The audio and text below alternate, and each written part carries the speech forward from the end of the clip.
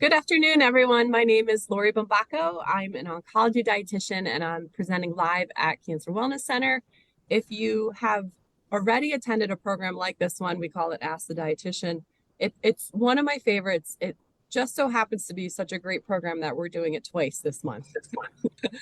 We had such a great topic for the month of November, healthy eating over the holidays, because we are in the full swing of it, right? And I think if we want to pursue a cancer protective lifestyle, there are some ideas that I can share to help you accomplish that even during the holidays, right? Like the best time of the year. So we had so many questions submitted that we had to stop our program short earlier this month. We did record that. So if you go to our YouTube channel on Cancer Wellness Center, you can see that recording. And this is part two to answer the remaining questions from this month's Ask the Dietitian. So thank you all for joining us. If you're watching on Facebook Live, thank you also as well.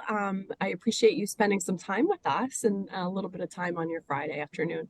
So what I'm going to do is share my screen and really get back to those questions that were submitted with my PowerPoint presentation all about healthy eating over the holidays. Thank you again for joining us. Can everyone see that? Okay, so we're going to pick up right where we left off as soon as it lets me start. Okay, so someone asked this question. What are the best carbs or what are the best low carb choices we can pick, right? Let me go back a slide. So I inserted this image of one of my favorite t-shirts that I feel like maybe we all need to wear, right? If loving carbs is wrong, I don't want to be right. Because carbs, as it turns out, can be included in a healthy diet. They, especially the ones that are high in quality, meaning they're high in nutrients and high in fiber and they're minimally processed. And they just so happen to be delicious, right? So let's talk more about how carbs can fit in this healthy diet. It is possible. So experts advise that we eat at least half of our calories from carbohydrates. There's some range there and there's some flexibility with that number. And that's why meeting with a dietitian can help you find like your sweet spot in terms of the amount of carbohydrates we might recommend for you. Now, we do know that holiday meals, the treats, all the extras, like around the office, right? They tend to be a little bit higher in what we call refined carbohydrates. So they're just a little bit further processed. And so they lack some of the nutrients and the fiber that otherwise the high quality carbs have. And a lot of our holiday options also tend to be higher in added sugar. So we lump all of those under carbohydrates, right? So if we're going to eat carbs, let's try to eat mostly those high quality carbs. But guess what? There's room for these extras in a well-planned, well-balanced diet. And that's, again, where a dietitian can help. Now, I think if you're looking to just watch carbs, because there are so many extra around the holidays, you can just consider eating smaller portions of them. That way you don't have to deprive yourself, right? Because we know restrictions can backfire. We're likely, it's not a matter of willpower. We're likely to give in because there are so many things in our body telling us we want to eat those carbs, right? And rightfully so, because they're delicious and they are really something to savor around this time of year. Now, some people like to recommend swaps. So that's an option too. It's another way to introduce nutrients into your diet, which I really like this concept of adding rather than subtracting. And then at the same time, you're going to reduce the extra carbs. So I'm going to give you a couple examples in a moment. Now, be careful, because if you're looking for low carb recipes, guess what you might stumble upon? The very popular diet at the moment, the keto diet. And the keto diet happens to be very high in fat. So that might kind of be sabotage, right? Because if you're looking to sort of pursue this cancer protective lifestyle, extra high fat foods aren't recommended either, right? So just be careful with what you're looking for. And a lot of times when we take something away, something else is added, right? And we want to add the good stuff, like the nutrients. So carbs do fit in a healthy cancer protective diet. Here's some examples of some carb swaps, and maybe you're familiar with them. So this is something that goes back over 10 years ago, using black beans in brownies. Have you heard of this or tried it? It's actually delicious, and you might dupe your friends and loved ones. They might not even know they're in there. So when we add beans to anything, we're adding protein and fiber and a lot of vitamins and minerals. So there's lots of cancer fighters there. So we're adding those nutrients, right? Also, something like chickpeas in blondies, right? The other version of a brownie, or even in chocolate chip cookies. I've tried that, or like a dessert hummus. Really great way to add nutrients. The ever popular cauliflower mash, right? So replacing some or all of the potatoes and adding some cauliflower. You're adding nutrients when you do that. And then same with our noodles or pasta dishes that we might be making. We could swap in some vegetable noodles. So for example, spaghetti squash, but zucchini is great in noodle form as well. And so you might find some great options for you there. And then lastly, the other idea for a starch is like with our rice dishes, could we add some cauliflower rice? But there's even other riced vegetables that I've seen frozen that might be worth experimenting and exploring for yourself, not only during the holidays, but all year long. All right, next question. Is it more important to eat a lot of protein and greens or to focus on the full family meals but balanced? So I hope I'm interpreting this question the right way, but this is what I want to share is using a balanced plate to balance the nutrition on it, right? And when you're designing your meals.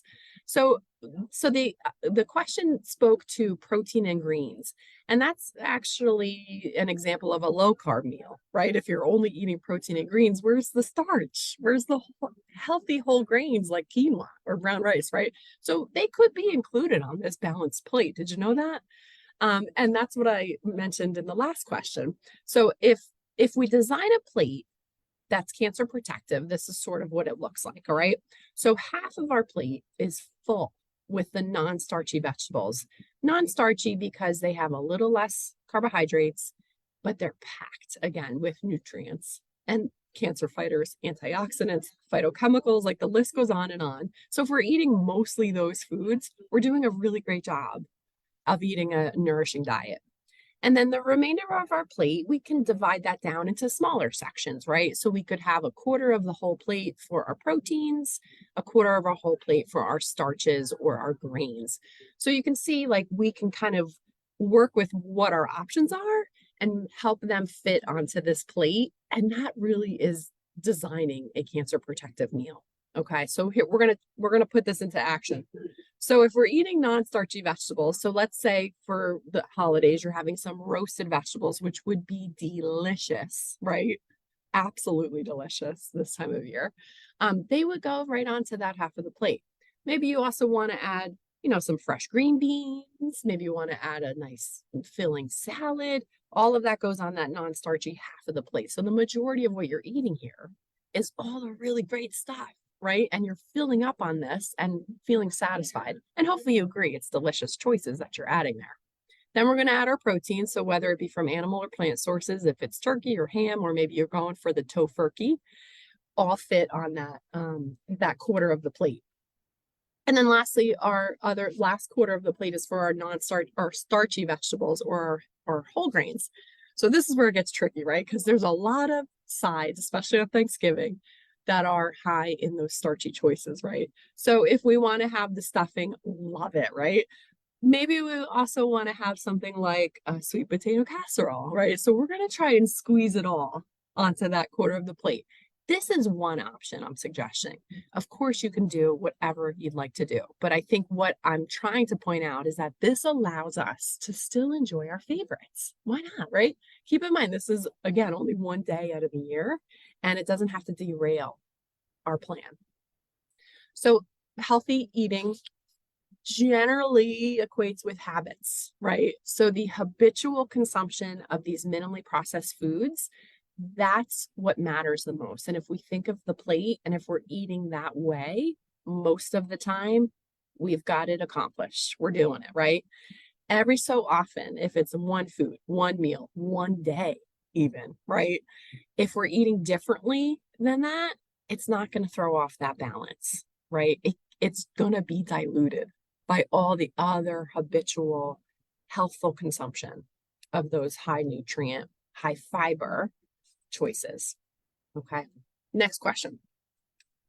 If we're cooking Should we get organics for flour, syrup, sugar, strawberries, blueberries, green beans? Does it really help? Thank you. I think that's a great question and one of the most common ones that I am asked as an oncology dietitian. So should we or should we not go organic? Well, here's what I want you to know.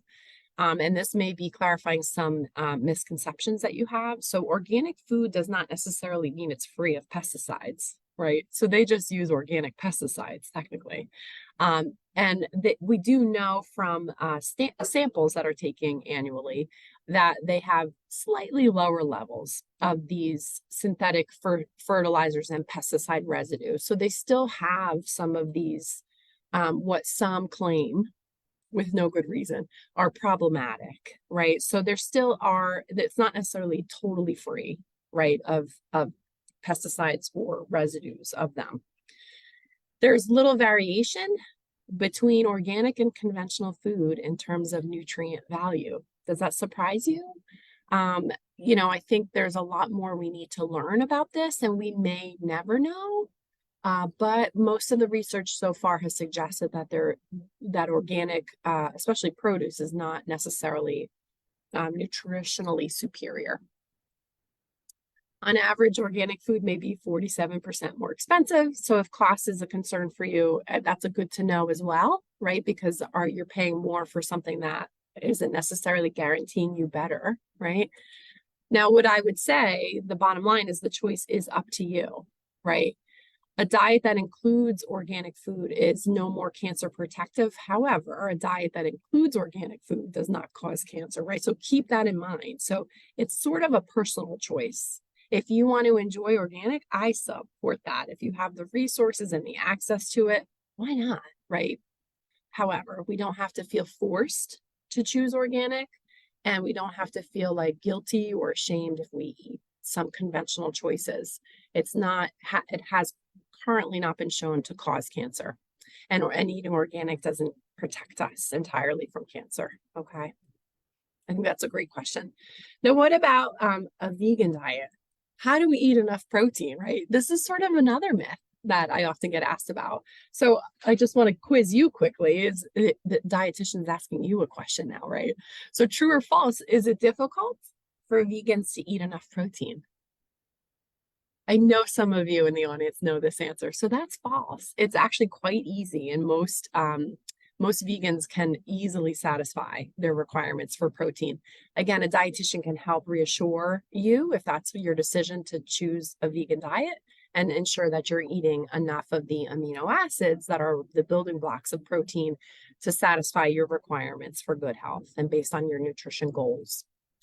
So some of the best plant proteins we can recommend are certainly cancer fighters as well. So that includes whole soy foods like tofu or edamame, and then quinoa, beans, lentils, dried peas, seeds especially are high in protein, and then some of our whole grains, as well as vegetables and nuts. So what we would want you to do if you're going to choose vegan is eat a variety of these choices daily. Don't get stuck in a rut, as we sometimes say. Because then you're not necessarily exposing your body to all of the amino acids that you require. So balance your meals with some of the choices above, right? So for breakfast, could it be like something like scrambled tofu? For lunch, a quinoa and bean salad, really delicious, right? And then I saw this recipe for what is called farotto, which I guess is a take on risotto. I haven't personally tried it, but it sounds amazing. And here's a little known fact about farro. So this farotto would be used with the whole grain farro. And if you haven't tried farro, do me a favor and give it a try. It is absolutely delicious. It's quick cooking. It cooks in 10 minutes, and it has such a nice, hearty, and dense texture that you won't be sorry you tried it. But farro and wheat berries, some of them have up to 11, I said that correctly, 11 grams of protein per cup, which is impressive, right? In that pea farotto, you can enjoy a delicious meal and get a ton of protein. So here are some examples of vegan holiday dishes. There's our wonderful stuffed tofurkey. But we've come a long way from the tofurkey, right? Which was like discovered back in 1970. There's a lot of other options now, and I think they're great ideas to consider if you're interested in really choosing some more plant-based dish. And these are wholly plant-based, right? Because they're completely vegan. So things like lentil and rice meatballs or quinoa, apple, sage stuffed winter squash. I mean, that just sounds delicious. Butternut squash stuffed shells, lentil nut loaf, vegan shepherd's pie, very popular recipe right now. And then making a pot pie with white beans. So you're still going to get all that delicious seasonal holiday flavor, but you're just making some substitutions in ways that are going to absolutely increase the nutrition, right? And you're going to guarantee yourself some quality protein from plant foods. Now, I've included a link, so those of you who registered, you're going to be able to just literally click on this link and it'll take you to some of my favorite recipes from Minimalist Baker. If you're not familiar with her, she has really a great repertoire of recipes that are worth considering. Many of them are vegan. Okay, next question. I really enjoy this question. I think it's an important one this time of year to consider because I think many of us are thinking, how do we eat less around the holidays? But what happens if somebody isn't eating much at all and doesn't have an appetite? How do we help that person, right? Because this is what the holidays are all about sometimes, the food, right? And we gather on the table with loved ones, and that could be a really not as pleasurable experience, which I think is unfortunate. So how do we help anyone who might not have a great appetite during this time of year? So as a dietitian, I would encourage anyone who is dealing with this challenge to explore what more might be causing the poor appetite. So are there any the coexisting side effects or symptoms that they're experiencing? So things like nausea or constipation. Are they experiencing some taste changes? Something called early satiety, which means if only a few bites they feel full. There's some solutions for that. And sometimes that can really make a lot of the challenge that much easier for that person. So obviously the healthcare team could help you address this.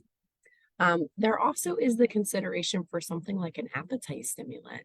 And there are, again, a variety of options that physicians have that they can try if it's appropriate. So I would encourage this individual to please consider consulting with your healthcare team about that.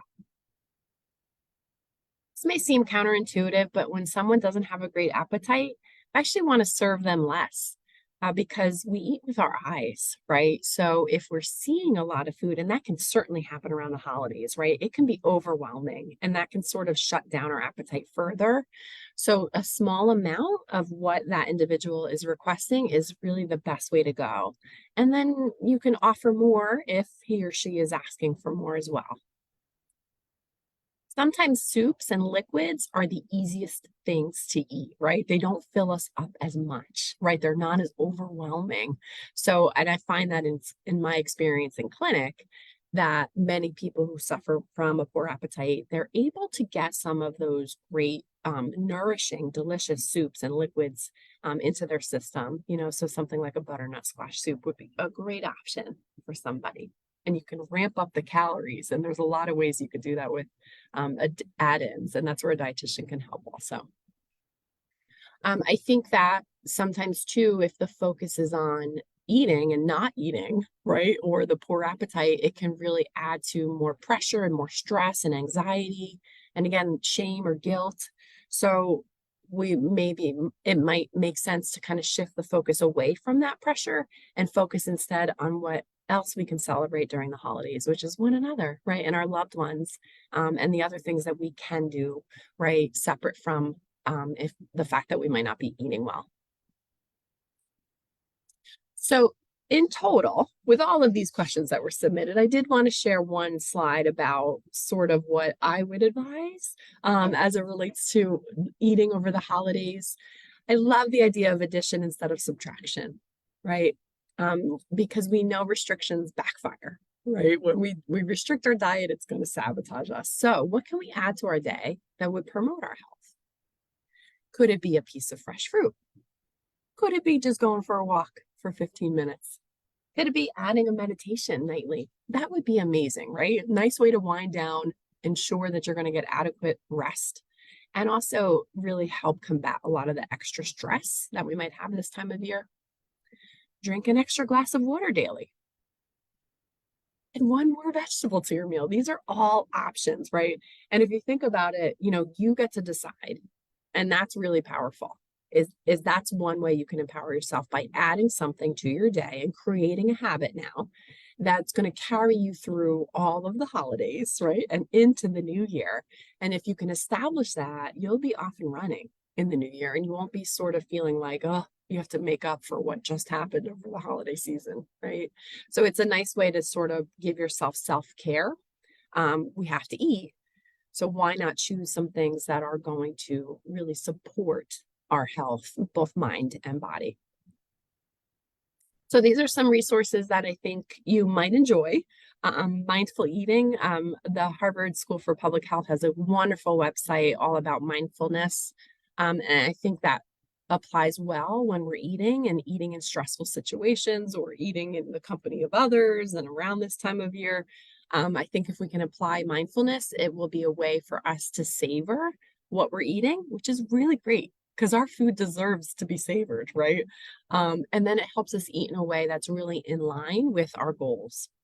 I did mention that November is like the National Sweet Potato Month. So let's celebrate sweet potatoes, right? And North Carolina has this really great website. I think they're a rather large producer of sweet potatoes in our country. And they have a really fun informational website about sweet potatoes, but also too lots of great recipes. So if you're interested, that might be interesting for you.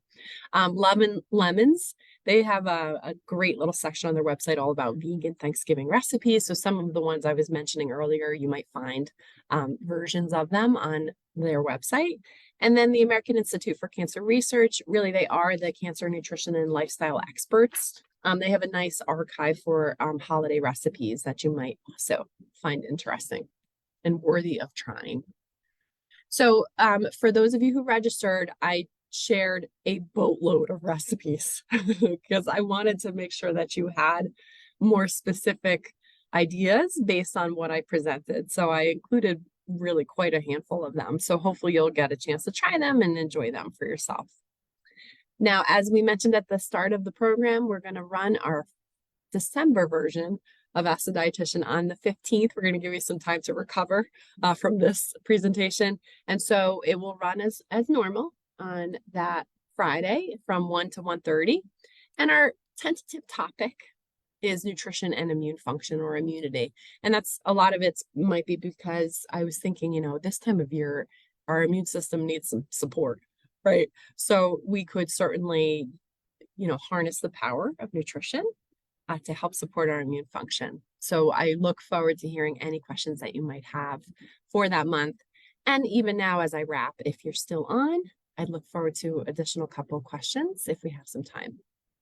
Thank you so much for watching.